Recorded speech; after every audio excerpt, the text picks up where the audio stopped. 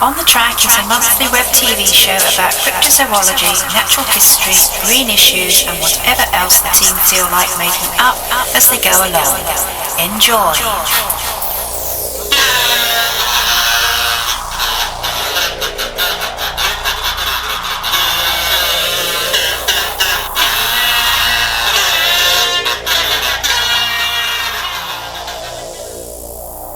I'm worried about the demographics of our viewers. When you're a hip young influencer like me, you know how important demographics are. Dad and Uncle Carl are just stupid.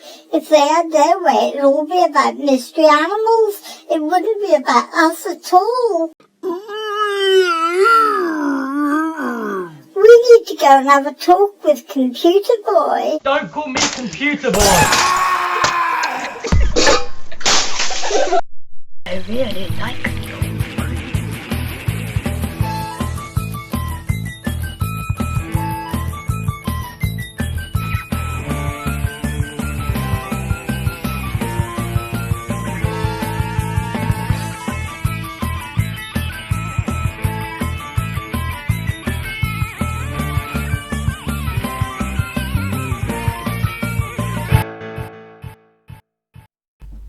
Well, ladies and gentlemen, I don't think either Lilith or I have ever got where we are in life by taking career advice from a badly behaved Jack Russell or from a comedy rhinoceros, but on this occasion I'm afraid we are going to have to do just that, because on this occasion they're right.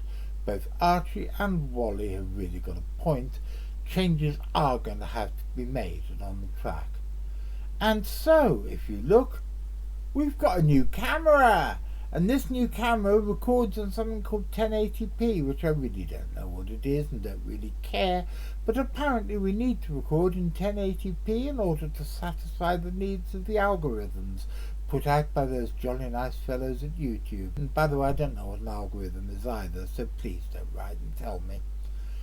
But more importantly, Louis, who is becoming incredibly bourgeois, told me that I needed to comb my beard, brush my hair, and trim my moustache. And so I'm no longer letting my freak flag fly, and I'm conforming to some weird ideal of bourgeois conformity that I really don't understand. In fact, the more I think about it, I don't understand any of this much. But probably most excitingly is, if you look behind us, you'll notice that the pile of books and magazines and files and various odds and sods which have been there for months have all gone. And instead you can see a two-headed cat skeleton and a Mexican dragon god that I brought back after we made a film out there for Channel 4, and various items of family curios, minor antiques, bits of art, and all sorts of other things which I've collected over the years and which it's nice to have visible for a change. And they've all been done by Sarah, because Sarah really is a remarkable lady and she deserves a real shout out from us, because if it wasn't for her, the place would fall to rack and ruin if it was left to Graham's and my devices. And Sarah manages to keep this place really quite civilized. But there's more. Once upon a time I thought I really knew what I was talking about with computers and internet culture, but it's obviously that I don't. Like I said, I don't even really know what an algorithm is. And certainly I am out of my depth as it regards all the marketing and stuff for On the Track that has been getting worse and worse over the years. So I have stepped down from one of my roles. I'm going to carry on as a presenter and a director, but we've just appointed a producer, and I don't think any of you will be surprised to hear that the producer is Louis, better known to you all as Computer Boy. Don't call me Computer Boy! Boy.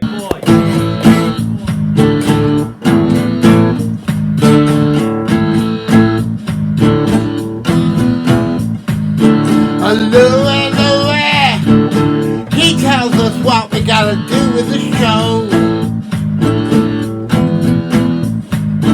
Oh, Louie, Louie, he tells us all the stuff and the places that we should go.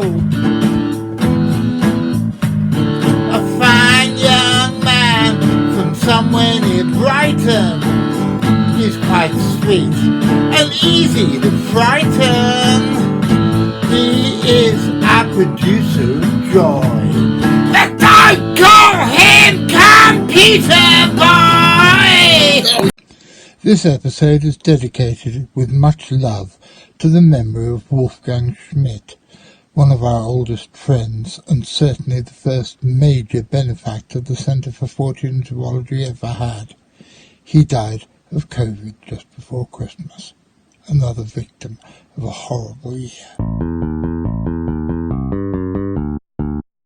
In the last episode, I spoke to Richard Freeman following the death of Brian Sykes, Professor of Genetics at Wolfson College, Oxford. But after we had spoken about Brian's death, our conversation went on to pleasanter topics. If things actually do miraculously all work out, what's the next expedition you'd like to go on? Well, I'm hoping to go back to Mongolia, where there's an American film company that want to do they're doing a series, hopefully, and they want to do a trip to Mongolia to search for the death worm with me. So that's hopefully on the cards for next summer. Apart from, go on. Tell me about the lure of the death worm.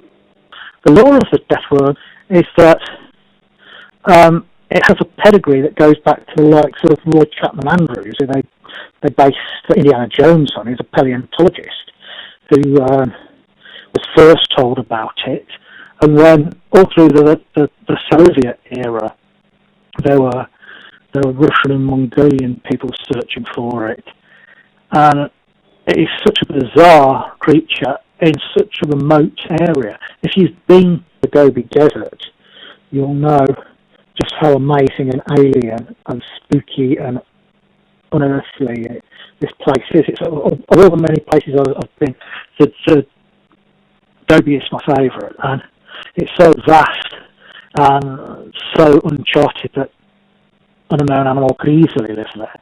And we're talking about a creature about a metre long. We're not talking about the sandworms from June or anything like that.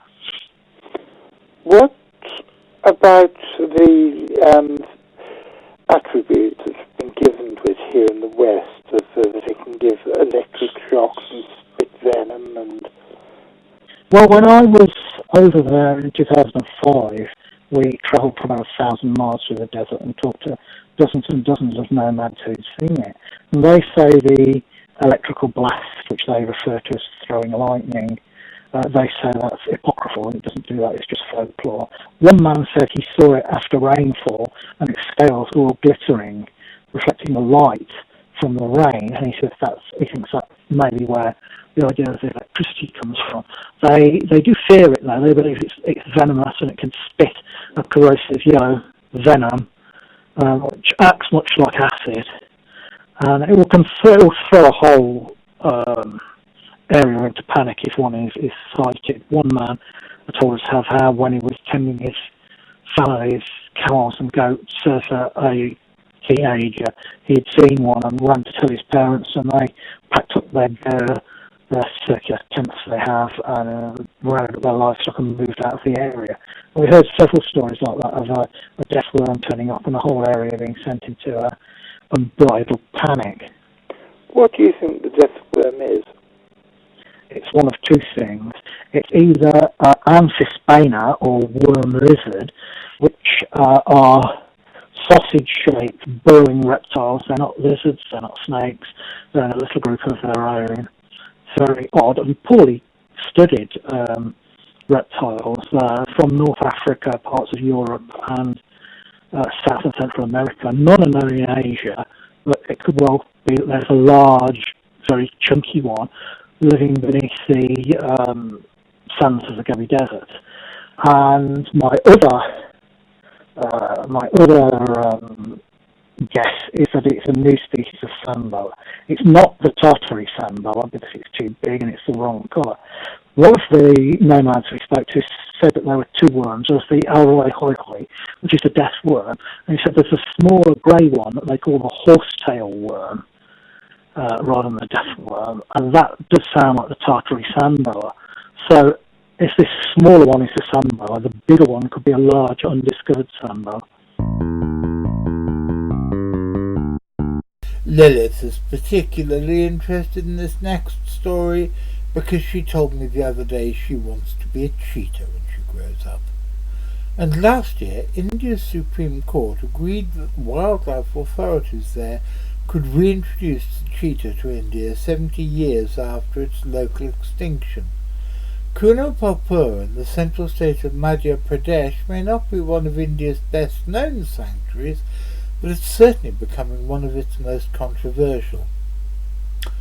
Asiatic lions now only live in the Gir forest of India, and for decades it's been agreed that a second population should be set up, and the search for a location for that second population ended eventually in the identification of Kuno Palpur almost 30 years ago. However, in 2016, India's Supreme Court, citing unacceptable delays, ordered the lion relocation process to be completed within 6 months. Today, there are still no lions in Kuno Palpur, although it does retain a stable leopard population. This non-compliance has been widely attributed to parochial politics wrapped up in what has been described as Gujarati pride. Despite the fact that all wildlife is deemed a national resource under the Indian Constitution, Gujarat appears determined to hold on to its state monopoly on the creatures. So Kuno Palpur does not exactly fill one with confidence, but the story doesn't end there. The only surviving known population of Asiatic cheetahs is in central Iran, and the latest census counted less than 50 individuals, and the Iranian government is understandably reluctant to let any of the creatures be translocated to India. The Indian authorities, therefore, have looked further afield in their efforts to secure a founder population. Currently, the favoured option is to import African cheetahs from Namibia, which has the world's largest population, and personally I think that's a bloody awful idea. Once upon a time, cheetahs were found all the way from Central Asia to Arabia, and were well known in what is now India and Pakistan, but human predation drove them to the edge of extinction. However, there is evidence that they may, with a capital M, still be hanging on in a few of the other areas. Officers of the Bajir State Nature Reserve in Turkmenistan saw a cheetah in this area in 2014. 2 years later, a skin was seen for sale in a market in Afghanistan, and it appears that a cheetah was killed by a motor vehicle in Iraq as recently as 1991. The survival of the subspecies outside its final sanctuary in mid-Iran is admittedly questionable. However, if another population of the Asiatic cheetah is found, or if there is some new discovery in genetics which means that specimens from the Iranians' gene pool could be transmitted to India, the fact that there's already a population of one of the African subspecies living there would make a nonsense of trying to save the ancient cheetah. There are a number of other possible outcomes, and I'm afraid none of them are very good. If you want to support us and help us make more content like these, please press like, subscribe, follow our Facebook page and check out our Patreon.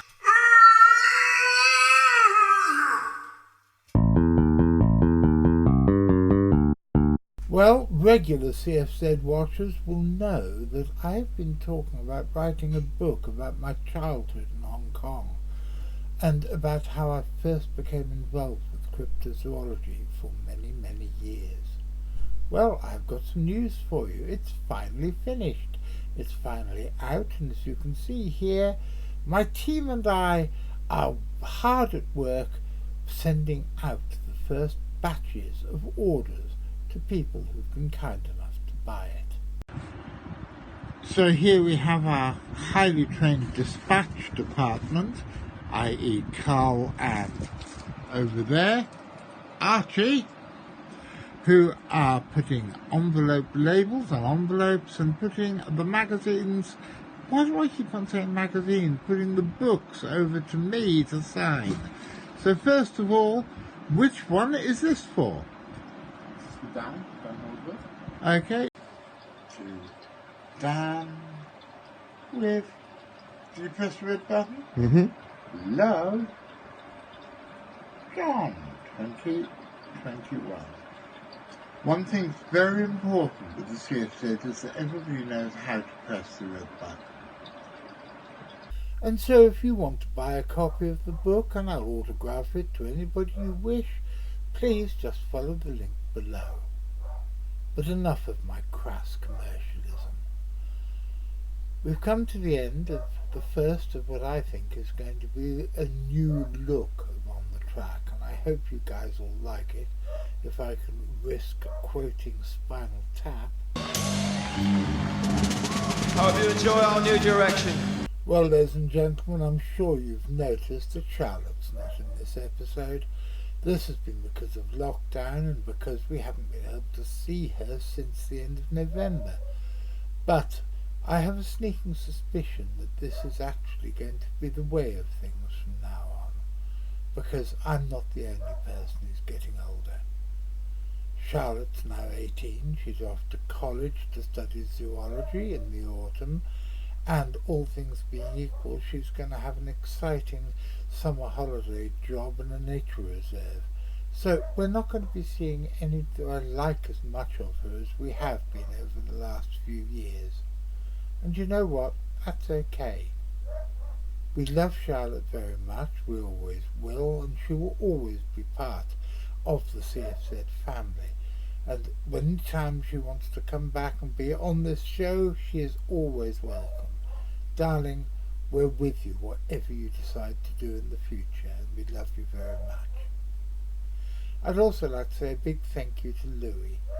I often take the mickey out of him, and I'm often quite acerbic towards him when he's trying to help me do something that I don't understand. And I just want to say publicly, thanks mate, I do appreciate all that you do. Now, hopefully there won't be as big a gap between this episode and the next episode as there was between this episode and the last episode.